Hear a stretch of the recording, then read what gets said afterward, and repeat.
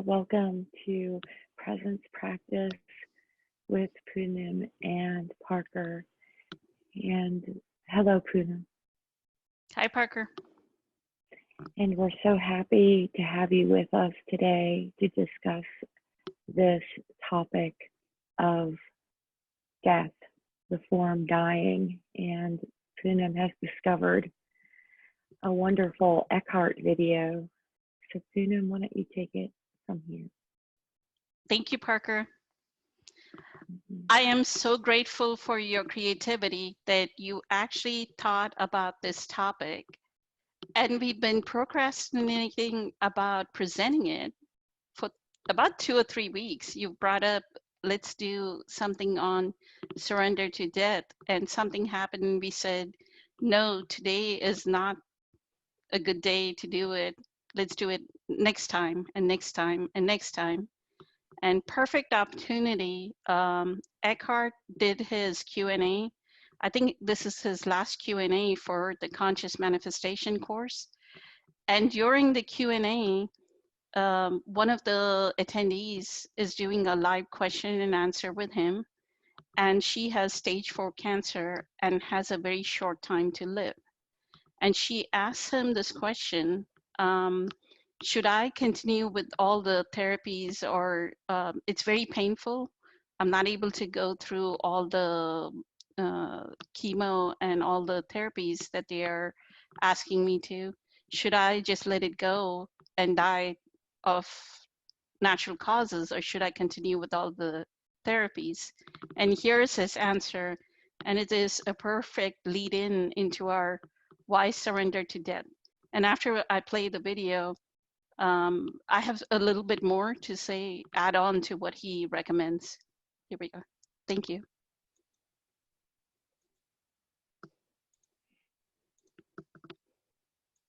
Of fear or anxiety, or is it, if there's a peace behind the thought, there's a peaceful. But so many thoughts are coming in and goes, of course, to make a decision. But I think physically I'm so exhausted and tired of all the side effects I get to the treatments I've had so many years. And at this point, I'm not sure if it's my ego wants to give up, or I wanted to give up, or I just don't want it to get on much harder suffering.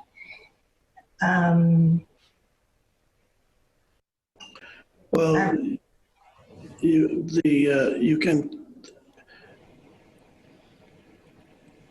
have to look within yourself and see whether when the thought comes to you that you want to give up, does that arise out of fear or anxiety, or is it, if there's a peace behind the thought, there's a peaceful energy out of which the thought arises, that this is what you want.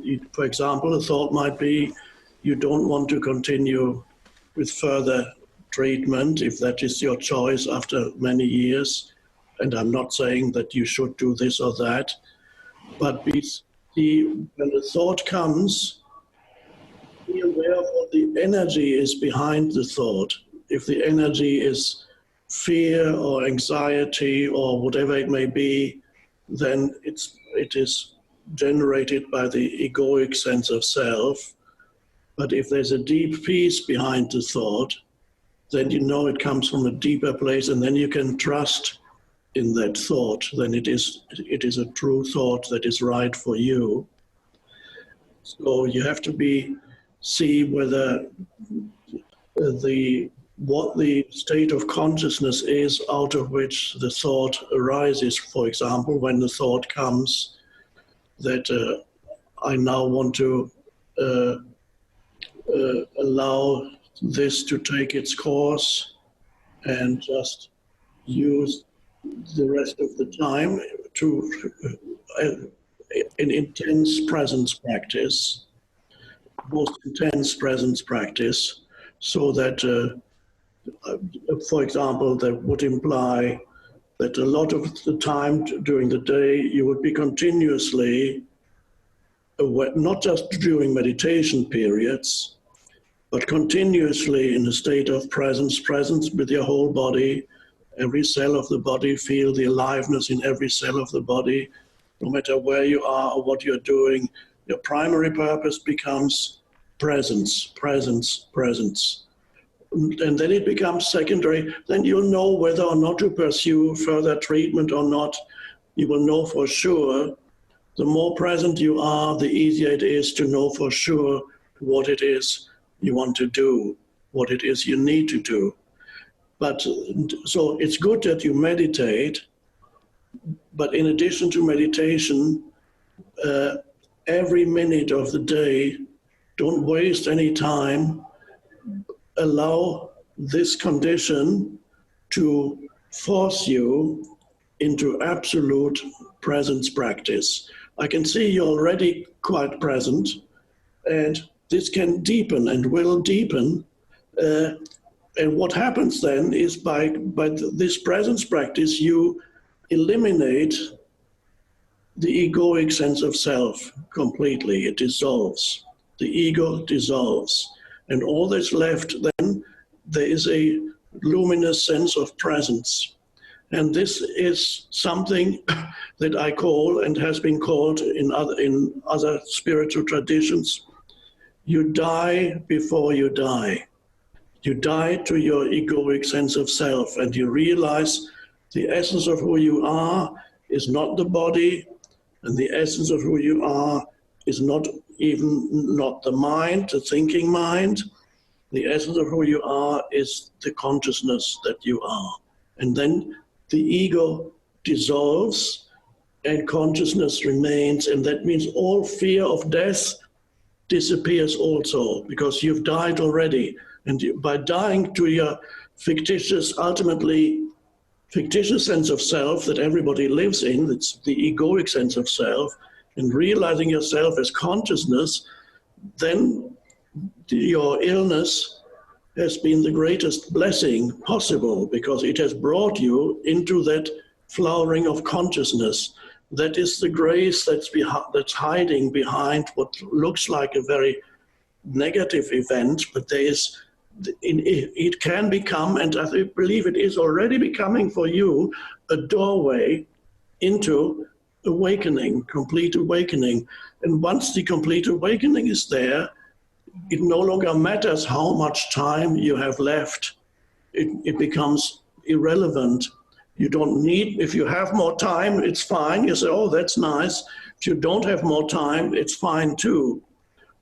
I have already died to my egoic sense of self, so I have already experienced that death. Whether I have more time or not is irrelevant to me. If I have more time, yes, it's lovely to have it, and it's fine not to have it too. Everybody who is listening to this, myself, you, everybody who is here with us, in a few years, we're all going to reach that point of death is coming. Everybody, in a few years, it doesn't matter whether it's in 2 years or in 75 years, it's not that much. That passes very quickly too. In a few years, everybody will reach this point of, we can see death approaching. And then, and some people, they're not prepared, they're not ready for it. It becomes a dreadful thing if you're not prepared for this.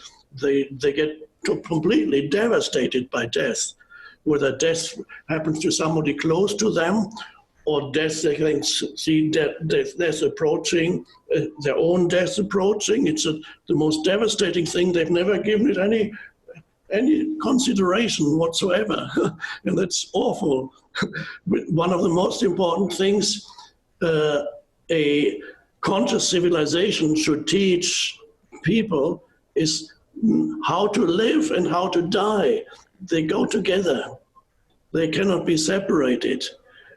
In order to learn how to live consciously, you have to learn how to die to your egoic sense of self. So what is happening to you, it's enabling you to go through this process of death consciously. The other people might die in an accident, or they die suddenly, or they die. They lose their mind completely for several years, and then they die. But it's a great privilege to be able to face death consciously. It's a wonderful opportunity. So your practice needs to be your daily practice, and it's no longer even a practice. It's your way of being every day is to be absolutely present and step out of thought as much as possible and just be in the body, in your breath. Every cell of the body is alive with presence. That's all you have to do. There's nothing else to do. You can't even call it doing, but just language is limited. So that's all. And then the deepening, you deepen and deepen and deepen, and then you die before you die. And whether or not the death of the so-called death of the body comes sooner or later, it no longer matters that much. It's an opportunity for awakening. Life has given you this opportunity, and you're already using it, because obviously I'm talking to you, you're already engaged in it. And I can see in your eyes, I can see that there's already considerable amount of presence. Yes. So it is already happening, and now it deepens. So it's actually, it's a wonderful thing. And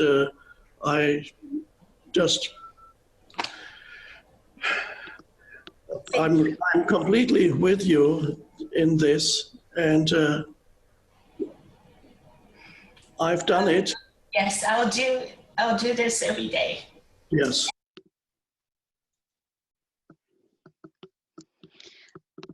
I had to play it the way he shows love to this person, right? The unconditional love at the end. I was like, we need to record that.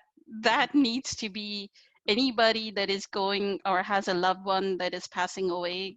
They need to see the unconditional love that it's so evident, right? His luminosity, like his whole face is shining with luminous essence. And then he says, I'm with you. I am with you, right? It's beautiful. The one thing I wanted to add to what he said was, Abraham Hicks has said this, Sadhguru has said this, and even in the channel teachings of Seth, Seth says in The Nature of Personal Reality, the book by Jane Roberts, that our birth date and death date are fixed. So no matter what, right? Like we are having cancer, or we are having heart disease, or terminal illness, or a Parkinson's, or an Alzheimer's. The understanding, and it is very easy if somebody is from the East, it is a little bit more easier. One, in a lot of talks, even Eckhart explains it, right? Like in India, the dead body is taken in the street. Like you see the dead body being taken and people are dancing, right? Because we know, we are aware of the reincarnation of the soul, that it is eternal, that it's just a physical body that passed away, that the soul will continue its journey, right? The soul has just returned to the one consciousness.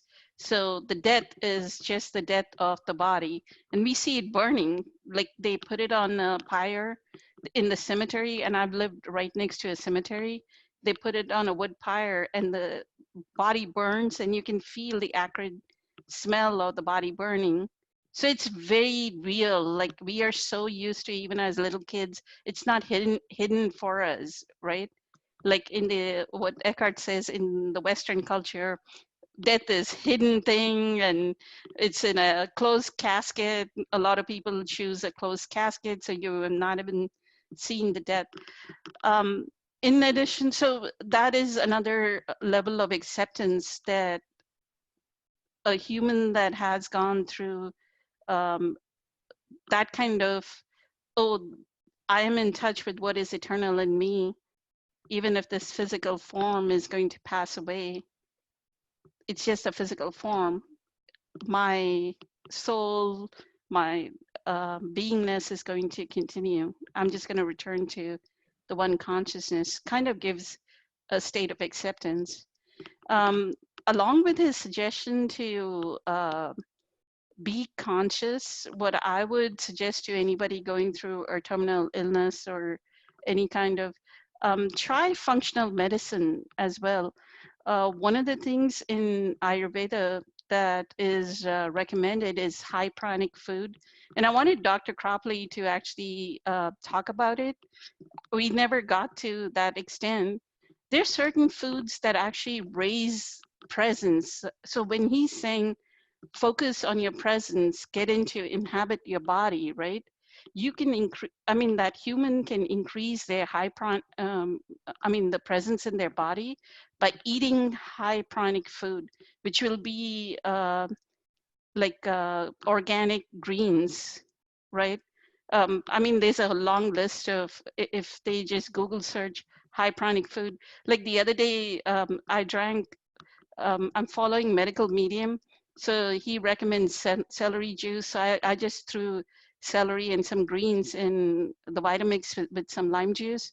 And I could just feel like, like the whole energy rising. So I would say use functional medicine as well. Alkalize your body, because a lot of the illness is because of inflammation. So Dr. Mark Hyman is a huge proponent of how you can use food as pharmacy, right? And I think pharmacy is F-A-R-M, pharmacy. So what do you have to say, Parker? It was a beautiful video, right? Oh, it was so beautiful. Thank you for sharing that with me.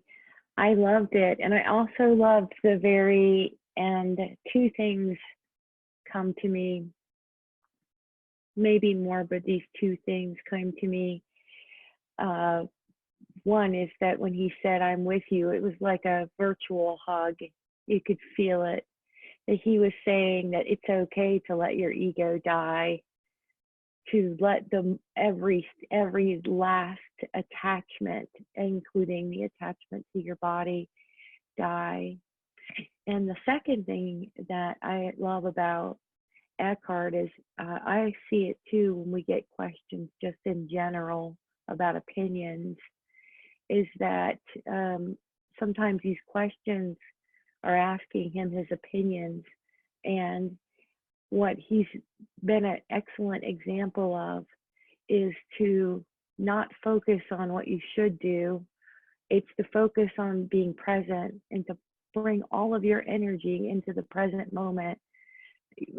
Pull it back from the future, pull it up from the past, and sit and just let everything die and bring your energy field. And then who knows what you'll do or what decisions that will make. So he always brings things back to the center. And I don't often, I feel such incredible love from Eckhart all the time, just through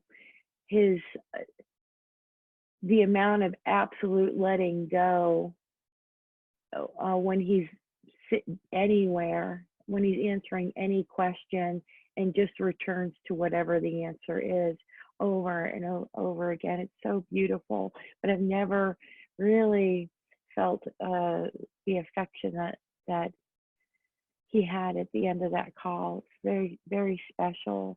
And I just want to send lots of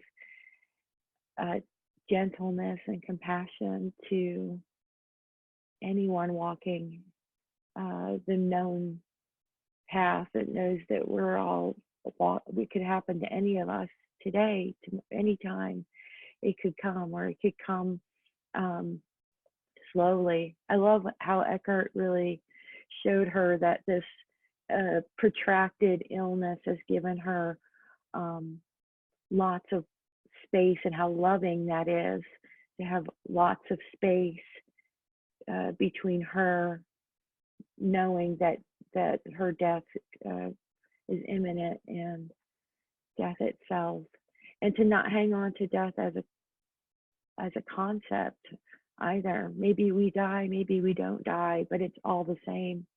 Someone said that it's like taking off a tight shoe. I don't remember who said that. But they said death is leaving the body is like taking off a tight shoe. Thank you for your wisdom too, Kuna. Thank you, Parker. Beautiful. I also like the fact that he never ever gives his opinion. Like he's so No. detached from it. He allows the wisdom of the other. Use your own wisdom is what he's saying, right? So grateful for your company. Appreciate it. Grateful Thank for you you. and Eckhart, thank you. And the questioner.